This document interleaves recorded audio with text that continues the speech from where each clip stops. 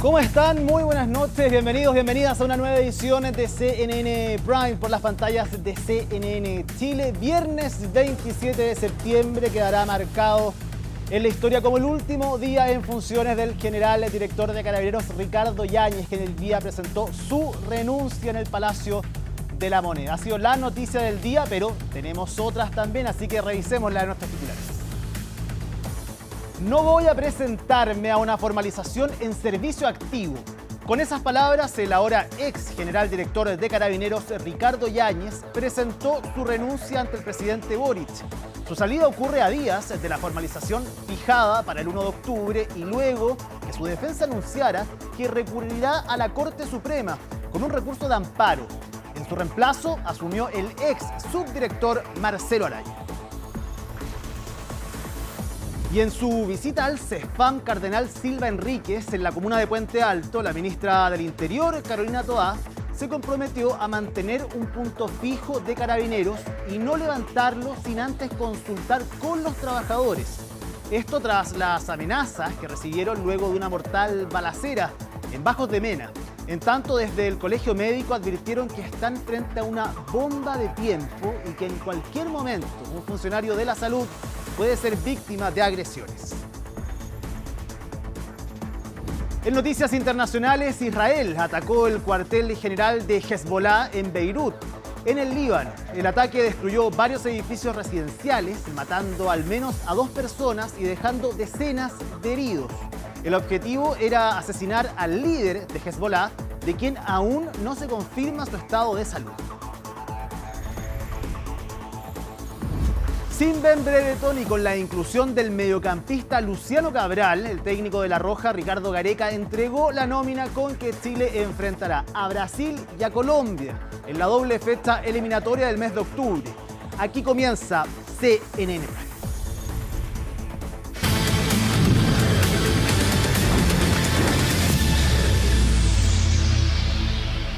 Ya comenzamos con la noticia del día. Esta tarde, Ricardo Yáñez presentó su renuncia como general director de Carabineros. Esto a solo días de su formalización. Colomba Eichholz nos va a contar más detalles. Está en el Palacio de la Moneda. ¿Cómo estás, Colomba? Buenas noches.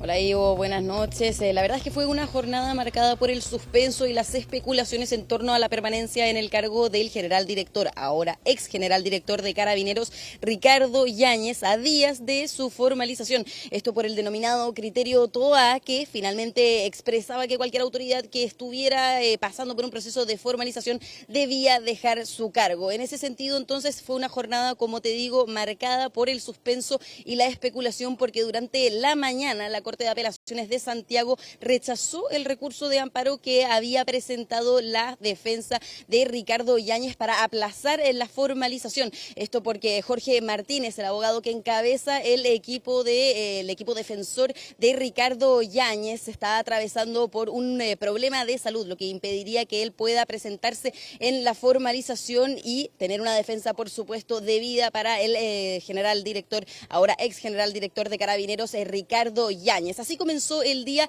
y luego hubo 2 apariciones del ahora ex general director durante su cumpleaños. De hecho, expresó que él iba a comunicar en su debido momento si es que renunciaba al cargo o no. Y a eso de las 5 de la tarde se trasladó hasta aquí, al Palacio de la Moneda, para tener una reunión con el presidente y presentarle formalmente ya su renuncia a días de esta audiencia de formalización que se realizará el próximo martes 1 de octubre a las 9 de la mañana. De esta manera, entonces, el presidente accede a esta renuncia del general director y luego Ricardo Yáñez pudo conversar con nosotros y entregar las declaraciones, por cierto, y además asegurar y adelantar que Marcelo Araya, quien era el subdirector general de Carabineros, quedaría entonces en el cargo que ocupaba Ricardo Yáñez hasta esta jornada. Luego de eso pudimos obtener declaraciones también de la ministra del Interior, Carolina Toá, sobre esta situación y también de la ahora general director de Carabineros, Marcelo Araya, quien de hecho hizo efectivas sus labores desde este momento hasta que se complete el periodo entonces que dura en el cargo un general director de Carabineros. Los detalles de esta jornada que, como te digo, Ivo, estuvo marcada por el suspenso, las especulaciones, especulaciones los entrega Estefanía Bustamante, que desde el primer momento que se anunció esta formalización el pasado 2 de enero del presente año, pudo entonces reportear con mayor profundidad sobre este tema y, por cierto, todo lo que fue esta jornada en torno a Ricardo Yáñez, que por cierto fue entonces la noticia del día, como tú lo decías, en los titulares. Pasemos a revisar este informe que preparó nuestra colega Estefanía. Concretar su renuncia, general. Se estrechaba la salida del general director Ricardo Yáñez cuando la Corte de Apelaciones rechazó su última carta. Yo les pido, por favor, respeto en este momento en que el país está viviendo una situación muy compleja en materia de seguridad. Les pido respeto por las decisiones que tienen que tomarse en los niveles que correspondan. Era un secreto a voces que su apuesta final pretendía sortear no solo su formalización, sino que también las presiones de la moneda. Desde allí lo instaron públicamente y en reiteradas ocasiones a dejar su cargo si la causa iniciaba antes de su salida oficial, el 19 de noviembre. Funcionarios de alto nivel, autoridades que tienen roles de responsabilidad, que al mismo tiempo están formalizados, no es una buena combinación. Y vamos a evitar que eso pase. Y los plazos para eso se conocen y van a suceder las cosas dentro de esos plazos. Ustedes me conocen, yo jamás he negado a hablar, a dar opiniones o a hacer un punto de prensa con ustedes. Lo único que les pido es que tengan la tranquilidad y que cuando eso sea, con el Departamento de Comunicaciones, como ha sido tradicional en Carabineros, vamos a dar las comunicaciones que haya que hacer. Pero la comunicación ya era evidente horas más tarde, cuando las señales de su comitiva apuntaban desde la Dirección General hacia el Palacio de la Moneda. Estamos ahora con el general director de Carabineros, que nos va a informar sobre su renuncia, que se acaba de informar a través de un comunicado de presidencia. Si todos hablan juntos al mismo tiempo, no me puede responder. Miren, tras una breve reunión en el Palacio sucedió lo inminente: su renuncia a 3 años, 10 meses y 7 días de asumir el liderazgo de la institución policial. Y desearle al general Ricardo Yáñez la mejor de las gestiones y los mayores logros en cumplir esta tarea que le he encargado. Asumió el 20 de noviembre de 2020 tras desempeñarse como director de Orden y Seguridad. Paradójicamente, el cargo que hoy lo tiene bajo la lupa del Ministerio Público, investigado por presunta omisión de apremios ilegítimos en más de 1.300 casos del estallido social. He tomado la decisión por un tema de convicción personal, como lo he conversado con mis abogados, de que frente a la inminente audiencia de formalización que se va a desarrollar el día 1 de octubre, jamás habría pensado ir como general director en mi condición de general director. Pero mantuvo el suspenso hasta el final e incluso dijo hace unos días que trabajaría hasta el último segundo. Así las cosas, el presidente Gabriel Boric nombró al general Marcelo Araya Zapata como la nueva autoridad policial. Hace 36 años se desempeña en la institución y hasta ahora ejercía como subdirector de Carabineros. Y esto también es señal absoluta de continuidad y de tranquilidad. Y los carabineros deben estar orgullosos de este traspaso, van a estar orgullosos de que quien ejerció el cargo hasta hace poco momento, en un acto que es muy valorable, realizó esta acción. A pesar de que muchas personas y muchos actores intentaron transformar esta situación en algo imposible de manejar, no ha sido lo que ha sucedido. Ha primado el sentido de responsabilidad con la institución, ha primado el sentido de continuidad. Un cumpleaños distinto para el saliente director de Carabineros, a quien la derecha respaldó de principio a fin en medio de la crisis de seguridad. Bajo ese argumento es que rápidamente rechazaron la decisión que varias veces adelantó el gobierno. Lo que correspondía era que el gobierno le diera el respaldo. Y en cambio, ¿qué hemos encontrado? Que el gobierno se pone del lado de los abogados que hicieron estas denuncias. Lo del criterio Toá no es más que un intento de objetivizar una decisión política totalmente arbitraria para enviarle una señal al octubrismo que se niega a morir. Es cobarde ceder ante las presiones de la izquierda, destituir a un general director de Carabineros bien evaluado con tal de congraciarse con un sector político. En el oficialismo, en tanto, hay matices sobre el criterio que adoptó el presidente para remover del cargo a Yáñez. Se ha elegido este día de parte del propio director general y el presidente ha aceptado esa renuncia. Me parece, digamos, que está dentro de los parámetros constitucionales. Que era algo necesario.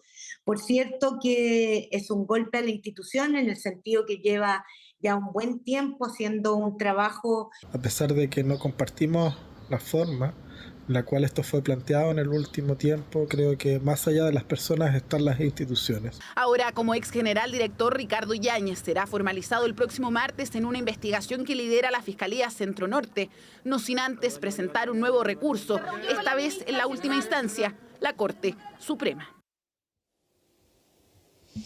Así es, entonces veíamos todos los detalles en la nota que elaboró Estefanía Bustamante de principio a fin lo que fue esta jornada y también el apoyo que tenía Ricardo Yáñez desde la oposición de principio a fin. De hecho, decía Estefanía en su informe, y es que de hecho durante la jornada de ayer incluso 22 parlamentarios del gremialismo le habían hecho llegar una carta al ahora ex general director de Carabineros Ricardo Yáñez con todo su respaldo, y de hecho le solicitaban que él no renunciara y no cediera ante este criterio que fue puesto por el gobierno, el denominado criterio TOA, que consistía, como te decía Ivo anteriormente, en que cualquier autoridad de gobierno o institución también dependiente a la presidencia se enfrente a un proceso de formalización debía dar un paso al costado, que es finalmente lo que terminó ocurriendo en el caso de Ricardo Yáñez, que recordemos va a ser formalizado por su eventual responsabilidad de mando en el delito de omisión de apremios ilegítimos durante las manifestaciones del estallido social, cuando Ricardo Yáñez ocupaba el cargo en la Dirección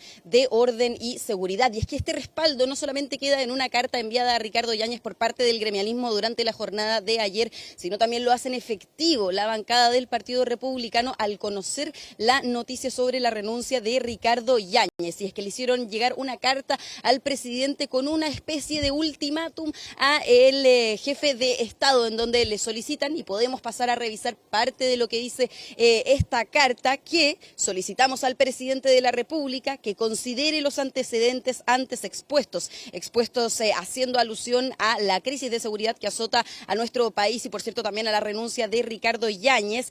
En un plazo de 72 horas tome la decisión de hacer efectiva la renuncia de la ministra del Interior, Carolina Toá, para poder dar respuesta a la grave crisis que vive el país. De lo contrario, no nos quedará más alternativa que proceder con la presentación de la acusación constitucional en contra de la ministra del Interior, Carolina Toá. Es lo que entonces le solicita la bancada del Partido Republicano al presidente Gabriel Boric, que en las próximas 72 horas se presente la renuncia de la ministra del Interior, Carolina Toá. También se realicen cambios y gestiones al interior del Ministerio del Interior, y por cierto, si es que no, se presentará una acusación constitucional el día lunes. Era entonces lo que decía específicamente este comunicado, uno que también tuvo respaldo en parte del gremialismo, en parte también de la oposición. De hecho, así lo hizo ver el diputado Álvaro Carter de la UDI, respaldando entonces esta petición que hacen desde la bancada del Partido Republicano. Pasemos a revisar cuáles fueron las declaraciones del diputado Carter.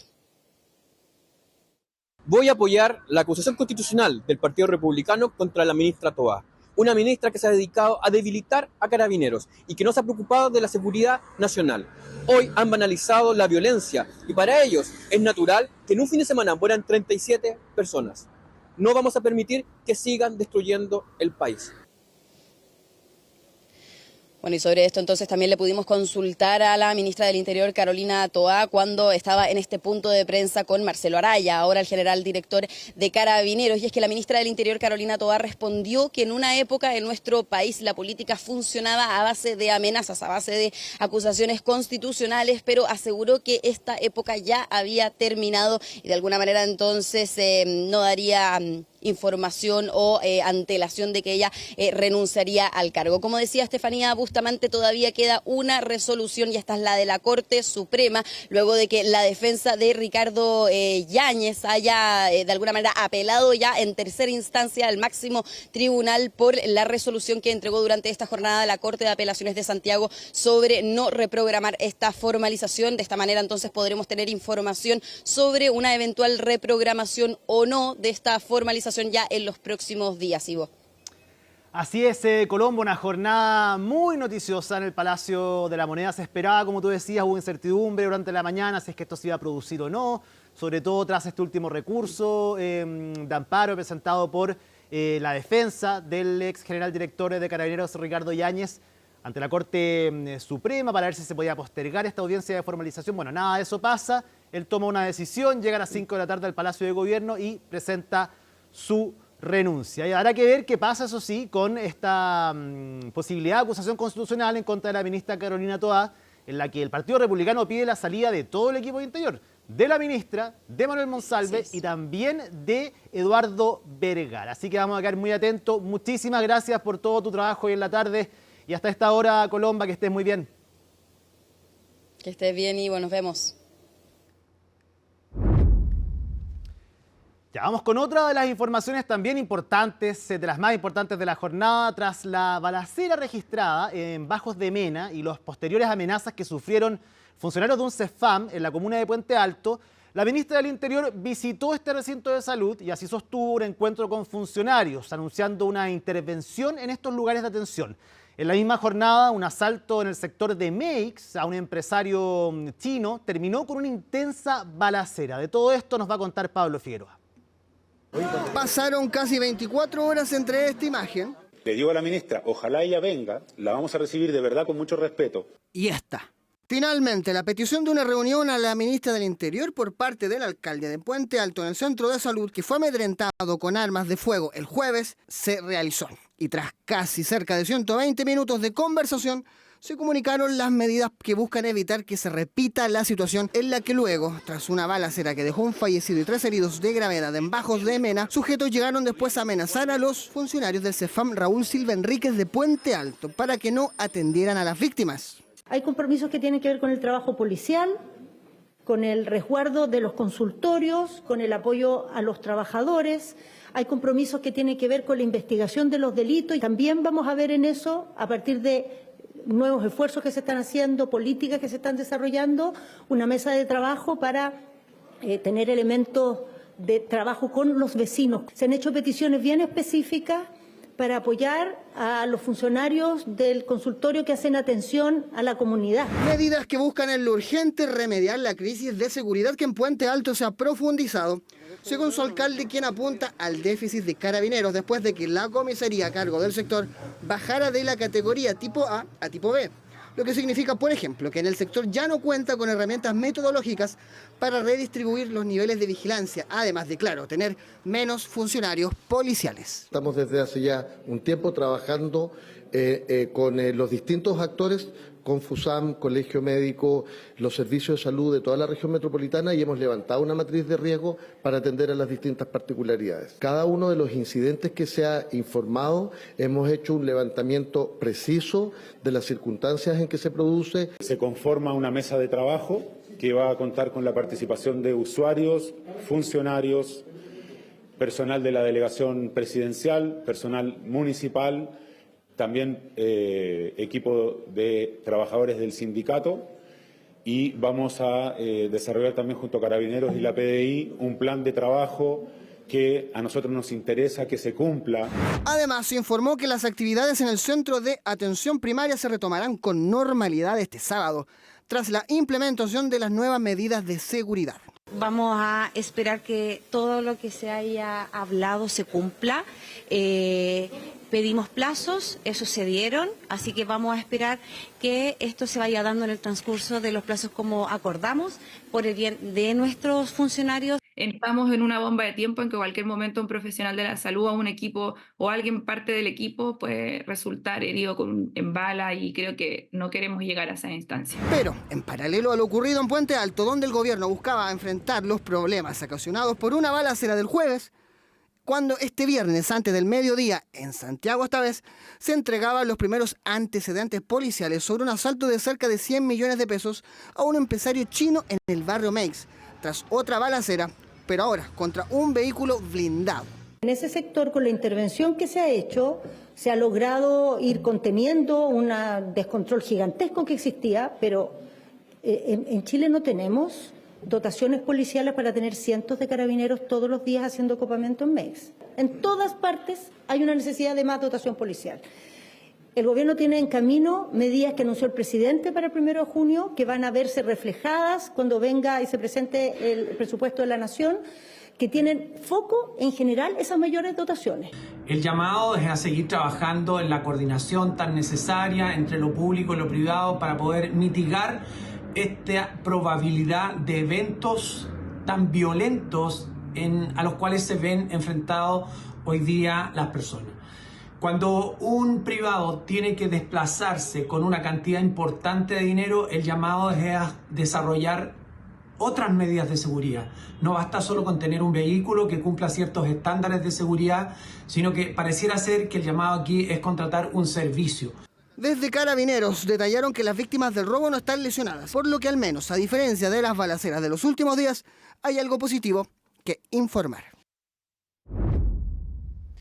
Ya lo revisábamos en la nota de Pablo Figueroa. Se han vivido días complejos en Puente Alto, particularmente en el sector de Bajos de Mena, donde está el CESFAM Raúl Silva Enríquez y donde sus funcionarios, usuarios y vecinos se han visto amenazados tras la mortal balacera hace un par de días. Para conversar respecto a esta situación y otras que suceden en la región metropolitana y las medidas a implementar, también estamos con el delegado presidencial de la región metropolitana, Gonzalo Durán. ¿Cómo está, delegado? Muy buenas noches. Muy buenas noches, gusto saludarte, Ivo. Delegado, quería partir con la situación de Puente Alto específicamente, con lo que sucedió en La Granja también. ¿Cómo es posible llegar a este punto donde delincuentes lleguen hasta los CESFAM, hasta los servicios de salud, efectivamente, buscando a sus rivales para poder matarlos, rematarlos? ¿Cuál es su análisis en cuanto a esto? Usted fue alcalde, también conoce bien el trabajo territorial y ahora como delegado también. Por supuesto. Bueno, lo primero que hay que decir respecto de Puente Alto es que más que tratarse de un tema relativo a condiciones de seguridad en salud, que por supuesto las hay, aquí estamos en presencia de un fenómeno que hemos estado abordando con mucha fuerza hace algunos meses ya, que tiene que ver con la disputa en algunos sectores de la comuna de Puente Alto, en algunos barrios en particular, de disputa entre bandas criminales. Y por supuesto esa disputa, cuando tiene que ver con control del territorio, cuando tiene que ver con las condiciones para especialmente ejercer el tráfico de drogas, y esa disputa se expresa también con armas de fuego, obviamente va adquiriendo múltiples dimensiones. Una de ellas es que cuando una de las personas es herida, es baleada, bueno, termina recurriendo a algún centro de salud y se genera entonces esta externalidad. Y por eso tenemos que hacer dos cosas distintas, complementarias. Una, muy importante, es por supuesto trabajar con los equipos de salud, con los municipios, con todos los actores relacionados con el propósito de mejorar y fortalecer las condiciones de seguridad, pero una segunda, tanto o más importante, tiene que ver con abordar el tema de estas bandas criminales, y eso opera por la vía de focos investigativos. Quiero contar que hemos hecho varios allanamientos muy importantes destinados a enfrentar a estas bandas criminales en ese mismo sector, y por supuesto labores complementarias de las policías en materia de patrullaje, fortalecimiento de servicios especializados, etcétera, de manera que estamos trabajando en ambos flancos con mucha fuerza.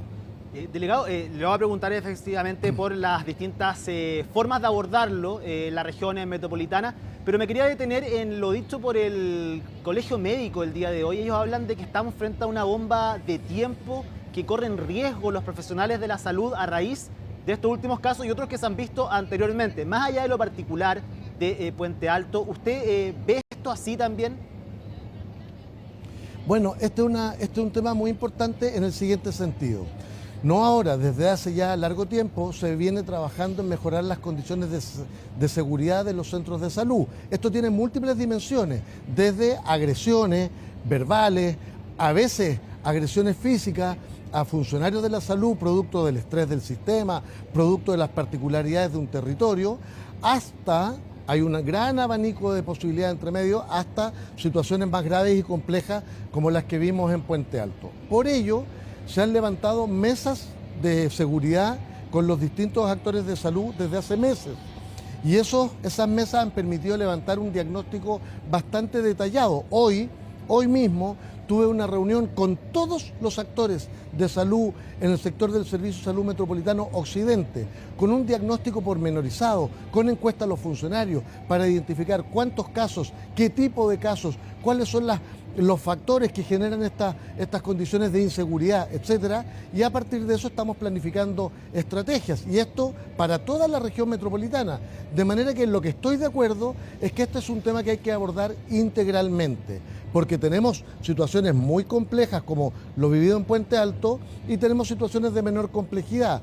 En una misma comuna podemos tener un centro de salud altamente complejo y otros menores. Y además hemos detectado que hay algunas cosas que tienen que ver con factores internos del centro de salud, a veces incluso relacionales, tiene que ver con factores del entorno de los centros de salud, iluminación, condiciones de acceso, etcétera, y finalmente, por supuesto, con la capacidad de despliegue de los órganos de control. Ahí hay una labor preventiva de los equipos de seguridad municipal y muy especialmente de las policías. Y en ese esfuerzo estamos trabajando justamente para no tener que lamentar un hecho de mayor complejidad.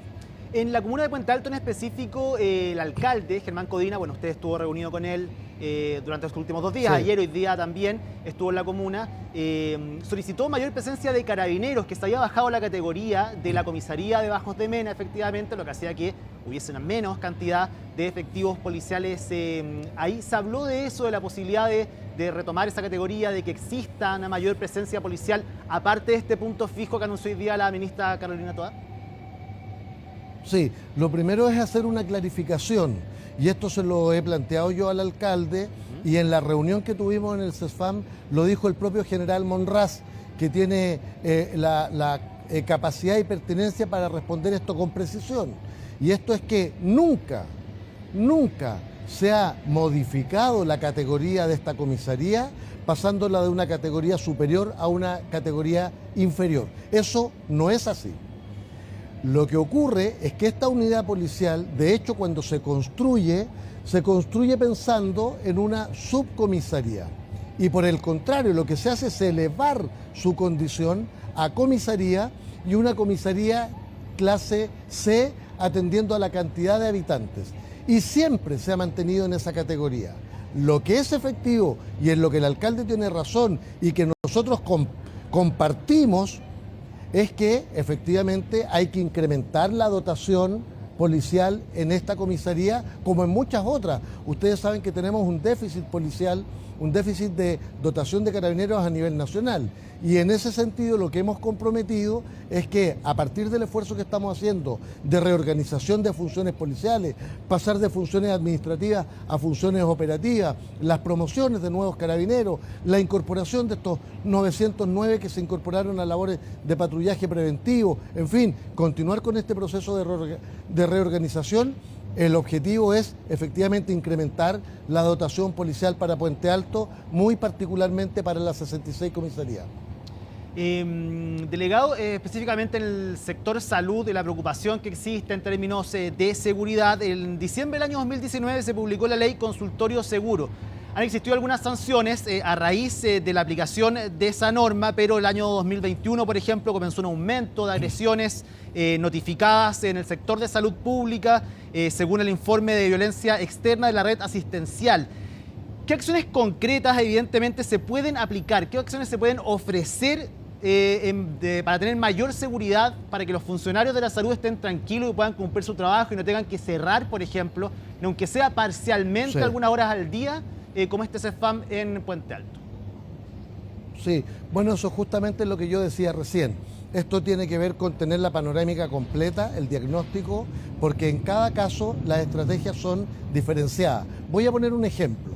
Hoy, en la reunión que tuve en Salud Occidente, por ejemplo, mencionábamos algunos factores del entorno de ciertos establecimientos de salud. Por ejemplo, en las inmediaciones del Hospital Félix Bulnes, que es un hospital espectacular desde el punto de vista de su fisonomía interior, tiene problemas de iluminación en el entorno. Bueno, ahí vamos a trabajar con el propósito de, en conjunto con el municipio, con la Subsecretaría de Desarrollo Regional o con el gobierno regional, con el propósito de desarrollar proyectos que mejoren la iluminación exterior. En otros casos de mayor complejidad, son los menos, pero existen, probablemente, como es precisamente en el Cardenal Silva Enríquez, vamos a trabajar, y esto ya lo tiene resuelto el municipio, lo hemos conversado en esta jornada, de blindar algunas partes del centro de salud. Y en otros casos, bueno, simplemente se trata de generar mejores protocolos de funcionamiento con el propósito de que, frente a cuestiones menores, pero que generan un grave impacto y estrés en las comunidades de salud, también activar esos procesos. Y la ley de consultorio seguro, entre otras cosas, establece sanciones muy importantes para quienes agredan a los trabajadores, y creo que también lo vimos hoy día, también hay que hacer un esfuerzo por profundizar la comunicación respecto de los alcances de esta ley, con el propósito de que quienes se atrevan a afectar a los funcionarios y funcionarias de algún centro de salud sepan que se exponen a penas muy importantes. Delegado, pasando a otro tema, quería preguntarle por una información que surgió en las últimas horas, tiene que ver con la investigación de un homicidio frustrado contra un menor de edad que se encuentra en el Hospital Salvador a esta hora. De hecho, el equipo de crimen organizado y homicidios ECO de la Fiscalía está trabajando en eso. No sé si usted tiene mayor información de lo que ocurrió. Estoy en conocimiento de la ocurrencia de este hecho, por supuesto muy lamentable, pero es tan preliminar que efectivamente, tal como usted dice, está en este momento haciéndose pericia, levantando imágenes, conociendo más antecedentes, de manera que preferiría esperar algunas horas antes de entregar alguna opinión respecto de los alcances de este hecho tan lamentable.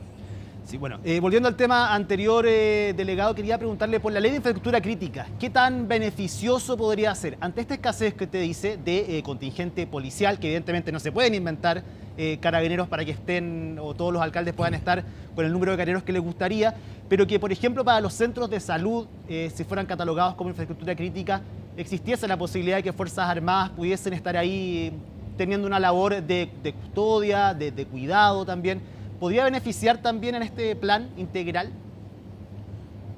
Bueno, efectivamente estamos a la espera de que se resuelva la discusión legislativa respecto a este proyecto. Ahí hay que definir qué entendemos por infraestructura crítica, cuáles son los establecimientos, lugares, centros urbanos que van a estar incorporados dentro de esta clasificación, y por supuesto, en la medida en que esa legislación esté disponible, vamos a utilizarla en las condiciones en que lo señale la ley. Y todo esfuerzo destinado a fortalecer la capacidad, especialmente de contar con más policías para las labores de patrullaje, para las labores de persecución del delito al interior de los territorios, es una contribución. Y en ese sentido, por supuesto que vamos a usar todas las herramientas que nos confiere la ley. Cambiando de tema, delegado, bueno, ha sido uno de los temas de la jornada también, la salida del general director de Carabineros, Ricardo Yáñez, que presentó su renuncia, asumió Marcelo Araya como el nuevo general de la institución. Quería hacer su elaboración al trabajo del general Yáñez. Alcanzó usted a trabajar con él como delegado presidencial, pero anteriormente también como alcalde. Y la polémica que se desarrolló en torno a su salida, ¿cómo le evaluó usted en términos de lo que puede producir en las tropas de Carabineros también? Sí, bueno, lo primero es que efectivamente conozco al general Yáñez hace mucho tiempo. Tuve oportunidad de no solo conocerlo, coordinar múltiples tareas, acciones en mi condición de alcalde, y después como delegado presidencial para la región metropolitana. Ahí hemos tenido un trabajo mucho más activo, intenso, coordinado prácticamente en el día a día, y la verdad es que tengo la mejor opinión de la coordinación que hemos logrado establecer y de cómo hemos puesto en el centro nuestro compromiso por mejorar las condiciones de seguridad, en este caso en la región metropolitana. Ustedes han visto que buena parte de los planes que estamos comentando, la incorporación de 1.700 nuevos carabineros a labores operativas, el patrullaje enjambre, en fin, un conjunto de otras cuestiones que hemos puesto en marcha, ha sido precisamente en la coordinación con el general Yáñez. Y en ese sentido, primero, valoro profundamente el trabajo realizado, y segundo, valoro que, tal como le he escuchado, él ha tomado una decisión personal, a partir de una convicción personal, en el sentido de que hay que poner por sobre cualquier consideración a la institución, a Carabineros de Chile, y en ese sentido, dadas las circunstancias particulares que él está abordando en este momento, especialmente a partir del 1 de octubre, es preferible dar un paso al costado. Yo valoro profundamente eso, y por supuesto ya estoy visualizando de inmediato la coordinación que se avecina con el general Araya, y muy especialmente con todo el mando metropolitano, que es con quien me corresponde una labor más específica en el contexto de mis funciones. Y con el cambio de jefatura en Carabineros también es posible que veamos nuevas estrategias en cuanto a los despliegues policiales en la región metropolitana, esas labores de apoyo. Se lo pregunto por las críticas también que se han generado transversalmente en distintos alcaldes por este tema. Sí, lo primero es que Nosotros tenemos una estrategia nacional contra el crimen organizado que tiene múltiples aristas y esa estrategia está desplegándose, tiene que ver con el abordaje, el enfrentamiento a las bandas organizadas, al crimen organizado, tiene que ver con la fiscalización de las armas legalmente inscritas y muy especialmente la incautación de armas de fuego, tiene que ver con el despliegue del Plan Calle Sin Violencia y esta es una estrategia que está en curso y en ese sentido, por supuesto, vamos a persistir en este esfuerzo que está bien encaminado y que, por supuesto, tiene que ser intensificado. Sin perjuicio de eso, evidentemente que uno siempre tiene que estar monitoreando de qué manera va reforzando tales o cuales consideraciones específicas y por supuesto es parte de la dinámica de trabajo cotidiana. Quiero recordar, tenemos una unidad de acción y seguridad en la que participan las policías, tanto carabineros como investigaciones, la Agencia Nacional de Inteligencia, Gendarmería. A mí me corresponde encabezarla 2 veces por semana con alcances operativos y en ese sentido, por supuesto, uno siempre tiene que estar visualizando dónde concentra más energía, despliegue, capacidad. Esto siempre en el contexto de la labor que le corresponde al Ministerio Público, que ha jugado un rol extraordinario, por un lado, en los focos investigativos para abordar el tema de las bandas organizadas, del crimen organizado, y por otro lado, a través de los equipos ECO, que han permitido disminuir significativamente la impunidad frente a determinados delitos violentos, especialmente homicidios, y que se traduce en que cada vez tenemos más detenidos o imputados conocidos en relación a estos hechos. De manera que esta estrategia va a continuar sin perjuicio que siempre en la coordinación operativa hay que ir haciendo todos los esfuerzos adicionales necesarios para adecuarse a cada una de las particularidades que van expresándose en la situación delictual, en este caso en la región metropolitana. Sí, lo último, delegado, el día de hoy, no sé si pudo ver esta carta ultimátum del Partido Republicano al presidente Boric, que le piden que en 72 horas ojalá pueda destituir de sus cargos a todo el equipo del Ministerio del Interior. Usted trabaja de la mano muchas veces con el Ministerio del Interior efectivamente en estas labores, de la ministra Toá, del subsecretario Monsalve, del subsecretario Vergara. En medio de esta crisis de seguridad que atraviesa nuestro país, este tipo de solicitudes a nivel político, ¿qué peso tienen para usted? O sea, respecto a la solicitud no me voy a pronunciar. Ahora los parlamentarios tienen la facultad legal de ejercer las acciones que están previstas en la ley y en ese sentido yo por lo menos creo que no me corresponde pronunciarme respecto de cualquier iniciativa en ese sentido. Sin embargo, le quiero decir que todo el equipo de Interior, la ministra, ambos subsecretarios y por supuesto el rol que me cabe en la región metropolitana, estamos trabajando activamente, coordinados con las policías, trabajando en esta estrategia contra el crimen organizado. Vamos a seguir en ese esfuerzo y hay una dimensión que tiene que ver con las disputas políticas y con cómo representamos algunos puntos en esa cancha y nosotros estamos en la cancha de trabajar con mucha fuerza todos los días, con todas las instituciones que corresponden, con el propósito de mejorar las condiciones de seguridad para la población en nuestro país y en particular en mi caso en la región metropolitana. Vamos a seguir en ese esfuerzo. Gonzalo Durán, delegado presidencial de la región metropolitana, muchísimas gracias por haber conversado esta noche con CNN Chile, que esté muy bien. Muchas gracias, Ivo, gusto saludarlo. Ya cambiamos de tema para contarles que la alcaldesa de Providencia y líder de Chile Vamos, Evelyn Matei, tuvo que salir a aclarar sus dichos respecto a la polémica que involucra a Marcela Cubillos y su sueldo en la Universidad San Sebastián. En paralelo, se anunció una denuncia ante Contraloría por las transacciones públicas que se realizaron entre el Mineduc y la Casa de Estudios durante el segundo gobierno del expresidente Sebastián Piñera. Todos los detalles en la nota de Macarena Román. Disculpe, alcaldesa, lo que pasa es que no me contestó la pregunta. Y no se la voy a contestar. Evelyn Matei no quería hablar del fondo de la polémica que tenía la atención puesta en Marcela Cubillos por su millonario sueldo en la Universidad San Sebastián, aunque finalmente sí lo hizo. Ningún chileno se espanta o tiene alguna duda cuando un futbolista o un cantante gana 100 millones de pesos al año. Y tampoco nadie se espanta cuando otro futbolista u otro cantante no llega ni al 1.000.000 de pesos al año.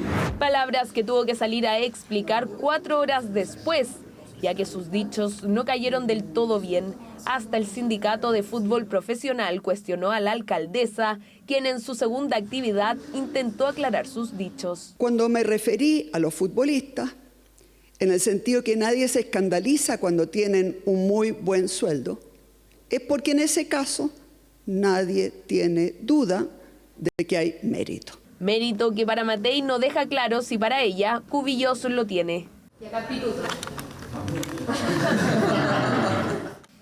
Pero no todo rondó a la alcaldesa. También hubo nuevos antecedentes del denominado caso Cubillos. Según un reportaje de CIPER, la Universidad San Sebastián recibió un récord de transacciones públicas durante el mandato del expresidente Sebastián Piñera, sobrepasando los 7.000 millones de pesos. Esto a todas luces es muy grave. Por eso, junto a otros colegas, ingresaremos una denuncia a Contraloría para que se investiguen los servicios solicitados por Marcela Cubillos y que le entregaron a la Universidad San Sebastián millonarias sumas de dinero. Es que solo durante el periodo en que Marcela Cubillos ejerció como ministra de Educación se emitieron órdenes de compra a través de la Subsecretaría de Educación hacia la universidad por un monto de 1.479 millones de pesos. Parece indignante que una casa de estudio que tiene como fines enseñar y entregar una educación profesional a miles de jóvenes chilenos sea un centro de financiamiento de la derecha chilena.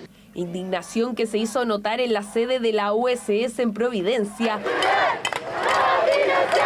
con una manifestación de decenas de estudiantes que piden una mayor aclaración tras el destape del sueldo de Cubillos. Lamentable el hecho de que no haya sido sorpresivo, y eso lo hace doblemente lamentable porque es la expresión de varios años de malestar. Un malestar que resonó en las oficinas de la rectoría de la universidad. Hugo Lavados, por primera vez desde que se conoció el caso, emitió un comunicado interno en el que, entre otras cosas, reconoce una trayectoria de la exministra. Cumplió en tiempo y forma sus obligaciones contractuales. Su sueldo era alto, pero su calidad académica y su aporte a la universidad ha sido indiscutible. Sin embargo, esta situación se ha transformado en una oportunidad para revisar nuestro procedimiento de contratación. Un sueldo que provocó la apertura de una investigación por parte de la Fiscalía Centro Norte, tras una denuncia por eventual financiamiento irregular de la política, entre otros posibles delitos. Es que pocos han quedado indiferentes con las cifras que recibía Cubillos. Una situación que no está dentro de los promedios y de los cánones habituales de nuestro sistema de educación superior, y yo diría no solo de nuestro sistema de educación superior, del mundo. Remuneración que abrió la duda también sobre las otras ex autoridades del gobierno anterior y que trabajan en la Universidad San Sebastián. Uno de ellos, Alejandro Weber, ex subsecretario de Hacienda que hoy ejerce como decano de la Facultad de Economía y Negocios, esposo de la alcaldesa de Las Condes, la misma que fue bajada por la candidatura de Marcela Cubillos. No me voy a referir respecto a ese tema. Pero para usted fue un error. Muchas gracias, que estén bien. Quien no guardó silencio fue el ministro de Educación, quien ya había esbozado su parecer respecto al tema. Queremos esperar a que la superintendencia se formule su convicción antes de poder emitir cualquier opinión al respecto, porque la verdad, sin los antecedentes a la vista y en la mano, es muy difícil poder hacer un juicio más allá de los aspectos valóricos que uno podrá señalar, pero para eso, como ministro de Educación no estoy, digamos, yo tengo que actuar con mucha responsabilidad en aquello. El juicio valórico lo hará la ciudadanía y creo que eso ha estado ocurriendo durante estos días. Opinión en detalle que el ministro entregaría después del análisis de la superintendencia, entidad que el martes, como plazo máximo, debería tener en sus manos la justificación de la Universidad San Sebastián por los 17 millones de pesos de Cubillos. La fiscal regional Oriente, Lorena Parra, confirmó este viernes que se citará al exministro Andrés Chadwick a declarar en calidad de imputado en el marco del caso Audio. La persecutora aclaró que esta es una investigación que por ahora mantiene diligencias pendientes y de carácter reservado. Recordar que el exministro ha sido mencionado en la lista Parque Capital del grupo Patio, empresa de la familia Jalaf. Existe una arista que se informó incluso en la audiencia pasada, es una arista reservada, hay diligencias pendientes. Ciertamente se le va a citar al señor Chadwick, pero no puedo entregar mayor información por el éxito de la investigación. ¿Sería testigo, de imputado? Debiera ser en calidad de imputado. El cuarto juzgado de garantía de Santiago decidió mantener la prisión preventiva de María Leonarda Villalobos, imputada en el caso Audio. A pesar de la decisión del tribunal, la fiscal metropolitana Oriente, Lorena Parra, señaló que se solicitarán más medidas de protección para la imputada. Todo esto porque Villalobos habría recibido amenazas dentro del centro penitenciario de San Miguel. Una de ellas, un mensaje donde se indicaba que la imputada sería masacrada en el recinto. Al salir de la audiencia, la persecutora se mostró conforme con el resultado, indicando que la investigación es robusta y presenta muchas aristas. Por el lado de la defensa, la abogada Alejandra Borda indicó que seguirán tratando de modificar la medida cautelar. A pesar de no haber obtenido el resultado esperado, calificó la instancia como un triunfo debido a que la jueza reconoció que hay una discriminación en torno a los recintos penitenciarios, ya que no existe un centro como Capitán Llaver para mujeres. El tribunal ha decidido mantener la medida cautelar de prisión preventiva respecto de ella, disponiendo mayores medidas de seguridad, a propósito de algunas situaciones vividas por la imputada al interior del recinto. Mantener la cautelar da cuenta de que estamos en presencia de una investigación robusta, de una investigación sólida, que es consistente, de una investigación que se sustenta en múltiples antecedentes, en declaraciones, antecedentes contables, en antecedentes documentales, y que además da cuenta también de distintas aristas. Si bien no es lo que nosotros esperábamos y que pensamos seguir luchando por un cambio en la medida cautelar, sí consideramos que es un triunfo importante el obtener por parte de la magistratura un reconocimiento a algo que venimos diciendo hace bastante tiempo, que tiene que ver con la deuda que tiene el sistema penitenciario con las mujeres en este país, con la necesidad de establecer un recinto penitenciario que cuente con las mismas características que tiene Capitán Llaver mientras éste exista. Mientras el sistema permita y establezca que exista una cárcel o un recinto penitenciario que haga diferencias entre delitos de alta peligrosidad y delitos de baja peligrosidad, creemos que las mujeres también deben estar afectas a este mismo tipo de privilegios. Y atención con lo siguiente, hasta un 23% subirá la luz en la región metropolitana a partir de la próxima semana. Es la segunda alza para pagar la deuda con las generadoras, que sin duda complica el bolsillo, mientras el proyecto para triplicar el subsidio aún no avanza en el Congreso. Los detalles con Natalia Muñoz. Nosotros somos 2 personas y a mí me subió alrededor de 20.000 pesos en realidad. Toda alza es complicado para el bolsillo. Me salió el subsidio eléctrico. Igual estamos con las medidas, la luz apagada, ya ahí más o menos. Es mucho la luz que uno está pagando. Yo estoy todo el día en la calle y el regreso, antes pagábamos como 35, ahora estamos pagando más de 60. Y ahora se pagará aún más. Comenzará octubre y también la segunda alza de la luz, hasta 23% de incremento para pagar la deuda con las compañías generadoras por el congelamiento de la tarifa. Habría una alza del orden del 16% para los clientes de más bajo consumo. Esto es hasta 350 kilowatt-hora mes de consumo. Y los clientes de mayor consumo, incluyendo los comerciales e industriales, tendrían una alza del orden del 7% promedio. 16% en promedio para los clientes residenciales, pero en algunas comunas el costo será mayor o menor. Por ejemplo, Copiapó tendrá el mayor incremento con 26% y Santiago para los clientes de Enel 23%, mientras que en algunas comunas del sur será cercana al 10%. Por ejemplo, una familia que hoy día paga 40.000 pesos, ¿verdad? En la cuenta que le llegue en octubre, a finales de octubre o primeros días de noviembre, va a pagar 49.200 pesos más. En el fondo, 9.000 pesos adicionales. Ya nos tocó ver en julio que el impacto sobre la inflación fue acotado, fundamentalmente porque se trata de un precio que se incrementa y que no necesariamente arrastra todo el nivel de precio.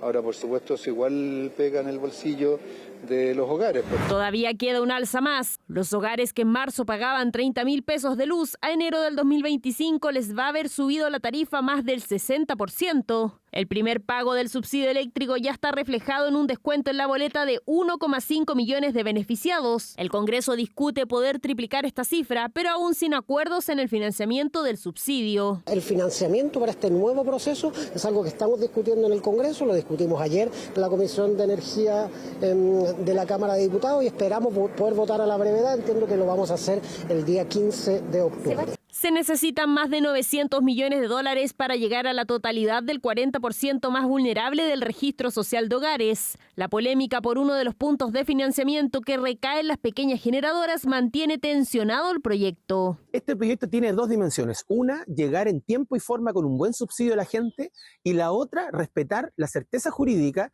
con que las empresas participaron en proyectos dentro de la industria eléctrica en Chile. El problema que estamos teniendo es que el Estado no está poniendo recursos públicos en este subsidio. Y es por eso que el llamado es al ministro Marcel, básicamente, para que se allane a entregar recursos frescos. Se dijo originalmente que en septiembre era la Cámara de Diputados y octubre el Senado. Yo presido la Comisión de Energía del Senado.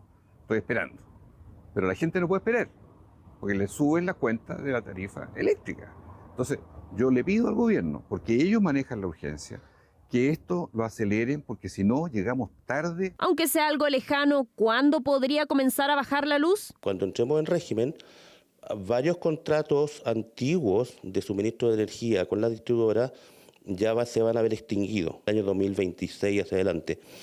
Los contratos más recientes con energías renovables de menor precio empiecen a tener un peso mayor en la canasta, los precios deberían tender a estabilizarse, eventualmente bajar. Entre el segundo semestre del 2025 y el primer semestre del 2026. Después viene un alza no muy importante y ya la tarifa va a comenzar a bajar después del 2027. Bajo ningún punto de vista vamos a recuperar, por ejemplo, la tarifa que tuvimos en marzo de este año. En tanto, el gobierno anunció que abrirá un nuevo proceso de postulación al subsidio eléctrico que comenzará el 7 de octubre. Sería solo para un número acotado de clientes, ya que para triplicarlo se necesita el financiamiento que se discute en el Congreso.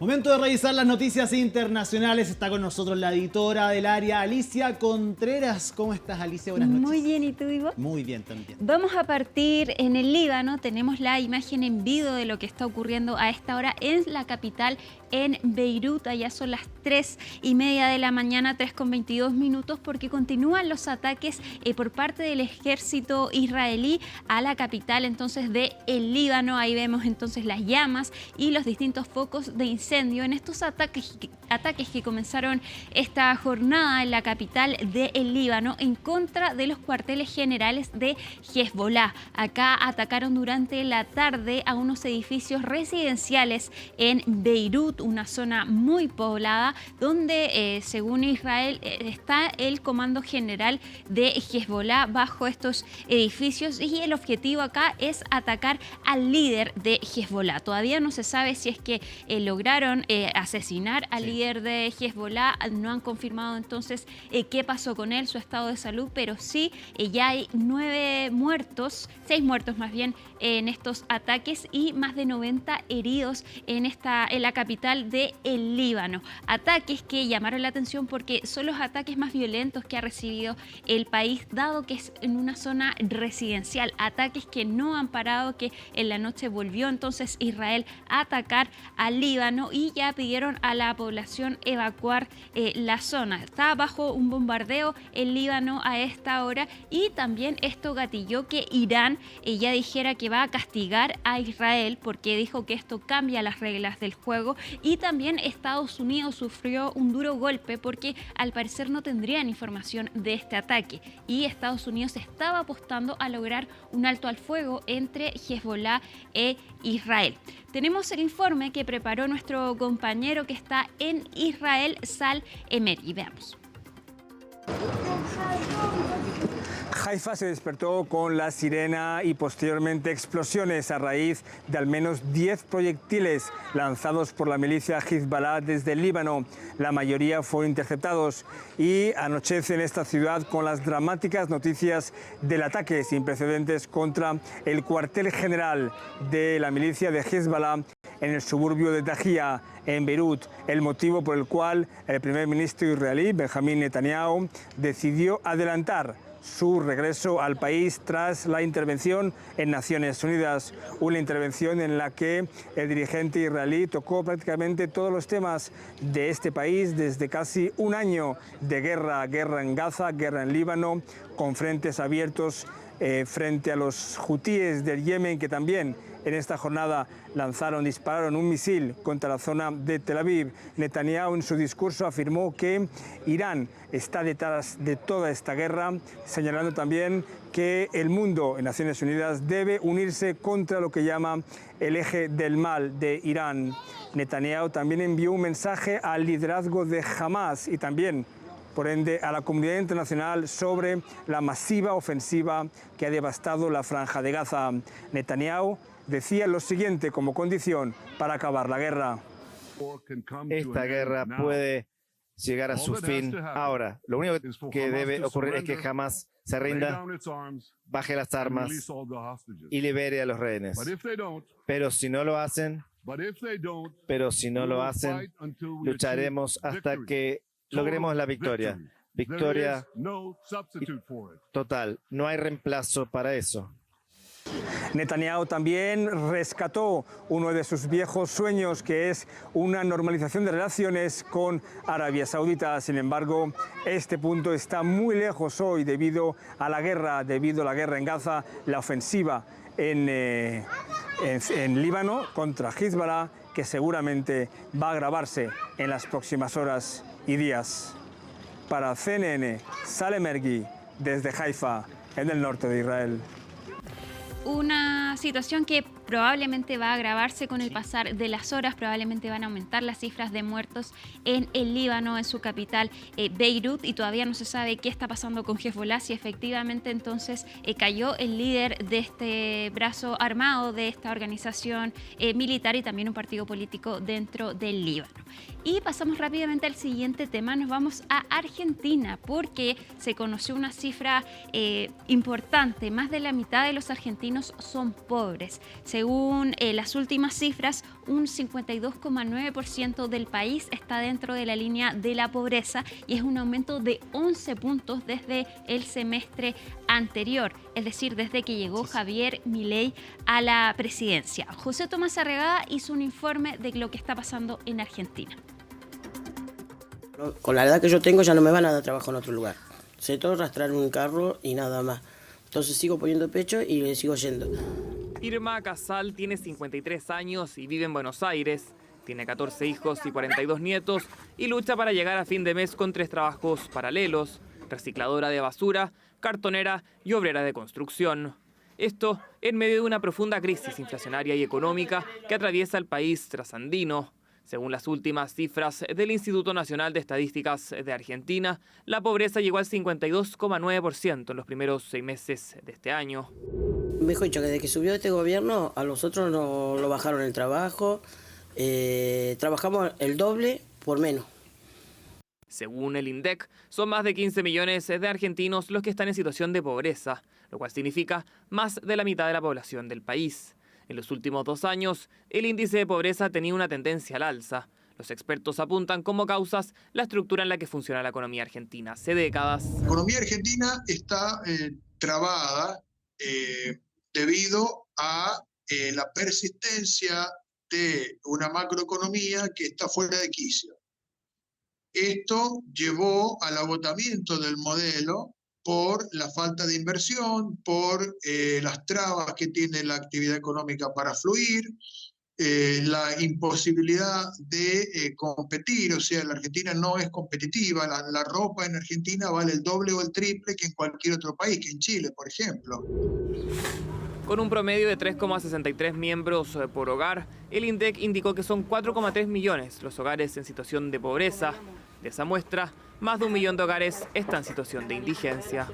Me duele mucho los chicos.